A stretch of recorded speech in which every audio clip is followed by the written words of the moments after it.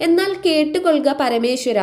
ഭഗവാനെ, അവിടുത്തെ അനുഗ്രഹത്താൽ എനിക്ക് കുഞ്ഞുങ്ങളെ പ്രസവിക്കണം. അതിശ്രേഷ്ഠന്മാരും ശ്രേഷ്ഠകളുമായിരിക്കണം ആ കുട്ടികൾ. അതിൽ മൂത്തപുത്രൻ കരിങ്കല്ലിനേക്കാൾ ഉറപ്പുള്ള ശരീരബലമുള്ളവനും പാറ പോലെ തടിച്ചു കൊഴുത്തവനും ബുദ്ധികൂർമ്മതയിൽ മികവുറ്റവനും അവൻ കൂളിവാകയ്ക്ക് പിറക്കാൻ പോകുന്ന കുഷിശാസ്താവിന് സന്തത സഹചാരിയും ആയിരിക്കണം. അത് അങ്ങ് തന്നെ എനിക്ക് മകനായി പിറക്കണം. ഇത് കേട്ട് ഭഗവാൻ പരമേശ്വരൻ പറഞ്ഞു, ഭക്തേ കരിനീലി, നിന്റെ ഈ തപസ്സും നിന്റെ ആവശ്യങ്ങളുമെല്ലാം പ്രകൃതി തീരുമാനിച്ചിരിക്കുന്നതാണ്. അതിനൊരു നിമിത്തം മാത്രമാകുന്നു. ഈ ഞാൻ നിന്നിലെ എല്ലാ അഭീഷ്ടങ്ങൾക്കും ഫലസിദ്ധി കൈവരിക്കട്ടെ.